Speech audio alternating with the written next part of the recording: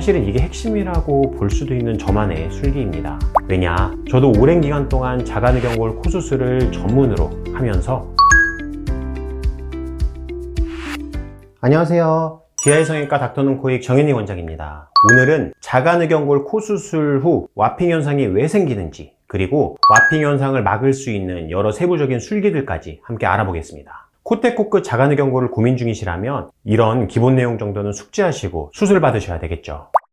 자, 그럼 먼저 와핑 현상은 왜 생기는 걸까요? 사람의 누경골은 원래가 가지고 있는 부드럽게 구부러진 형태와 두께가 있습니다. 우리가 이 연골을 채취해서 실제로 수술에 활용하려면 그 모양 그대로 쓰기는 좀 어렵겠죠. 그래서 일부 깎아내고 조각하는 조작을 해서 사용할 수밖에 없는데요. 나무 가공에서도 통나무를 채취해서 그걸 원하는 모양으로 조각해서 나무 판 모양으로 만들었을 때 예상치 못한 장력이 발생하면서 시간이 지나고 점차 그 형태가 뒤틀림, 쪼개짐 등의 변화가 생기는 것을 확인할 수 있습니다. 예측 자체가 불가능하기 때문에 미리 대처한다는 게 사실 어렵죠. 그래서 그런 특성이 심한 나무는 심지어 버리기까지 한다고 하더라고요. 근데 사람 몸에서는 연골 재료가 무한히 생기는 게 아니기 때문에 이렇게 뒤틀림 같은 변형이 생기더라도 어떻게든 사용을 해야 되겠죠. 사실 이 점이 가장 큰 문제입니다. 찬스는 한 번뿐이라는 점. 예쁘게 깎고 잘 활용하기도 힘든데 실수가 쉽게 용납되지 않는다는 점, 그리고 그게 실수가 아니라 재료의 특성 때문에 벌어지기도 한다는 점이 너무 힘든 점입니다. 의료란 게 안타깝게도 이렇습니다. 그래서 많은 분들이 자가누경골 와핑 현상 때문에 사용하면 안 된다, 이렇게 말씀하시기도 하는데, 만약에 그게 진짜 문제였다면 자가누경골 아예 못 쓰겠죠.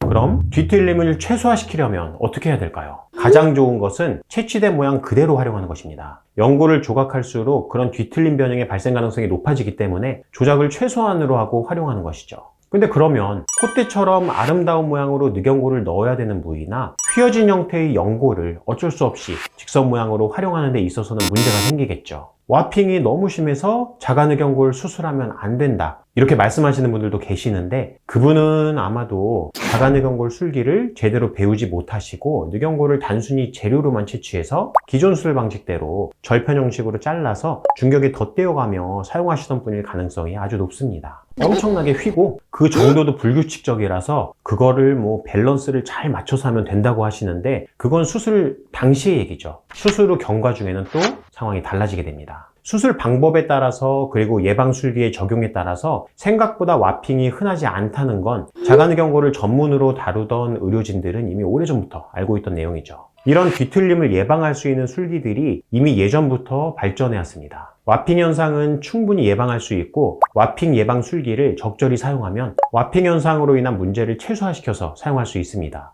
혹시 생기더라도 와핑 교정 술기 또한 간단하니까 걱정하지 않으셔도 됩니다.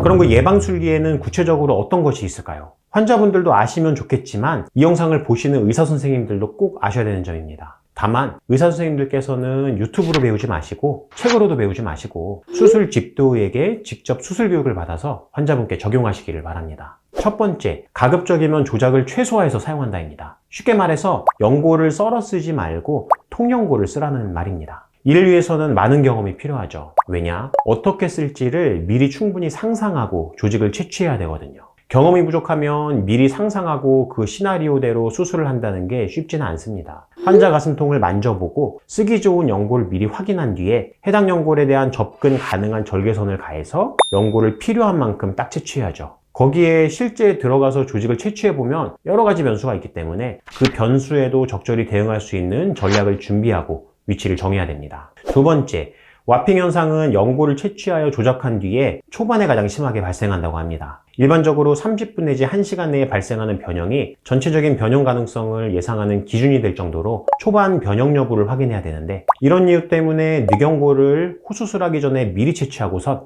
코수술을 진행하게 됩니다. 이렇게 하면 와핑 양상을 사전에 확인할 수 있고, 그거에 따라서 와핑을 최소화시킬 수 있는 술기를 알맞게 적용해서 수술을 진행할 수 있는 것이죠. 세 번째, 와핑에 발생한 연골에 대해서는 비중격 휘어짐이나 연골 휘어짐 시에 사용하는 술기인 스코어링이라는 술기를 적용해서 휘어진 정도를 줄이는 방식을 사용합니다. 스코어링이라는 술기는 연골에 칼집을 내서 칼집된 부위를 반대편에 비해 넓게 펼치는 양상으로 이완시킬 수 있기 때문에 휘어진 방향면에 적용을 하면 펼쳐주는 효과를 낼 수 있습니다. 하지만 이거는 부드러운 판 모양 연골일 때 이야기라서 일반적인 늑연골 술기에서는 적용되기가 쉽지 않죠. 또한 늑연골은 단단한 성질을 띠고 있기 때문에 비중격에 적용하는 스코어링 술기를 그대로 적용하다가 곤란한 상황이 생기기도 합니다. 간혹 가다가 단단한 연골에 칼집을 넣었을 때 쪼개지거나 부러지는 경우가 있거든요. 그러면 아주 소중한 재료를 잃어버리게 되는 셈이죠. 그렇다고 하나 더 뗄 수는 없잖아요. 네 번째, 웨지 익시전이라는 술기를 적용하는 것입니다. 모아줘야 되는 방향면으로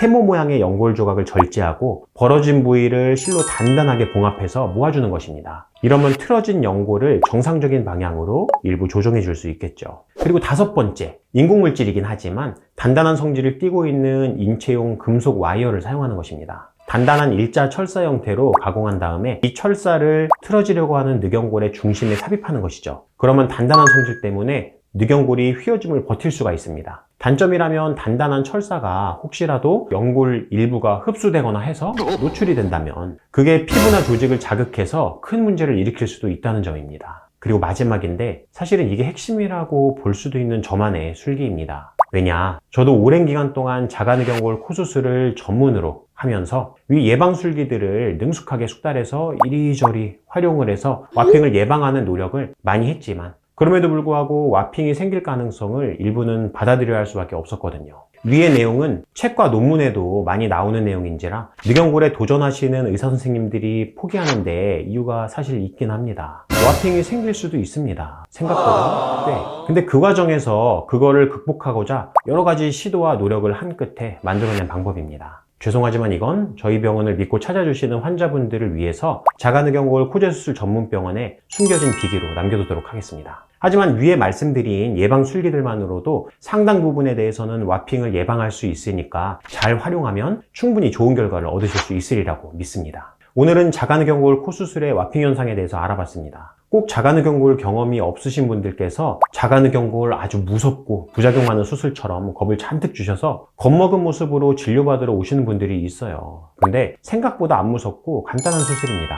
이번 영상이 자가늑연골 코 수술을 고민하고 계시는 여러분들께 큰 도움이 되었으면 좋겠습니다. 그럼 이상 마치겠습니다. DI 성형외과 닥터눈 코익 정현희 원장이었습니다. 감사합니다.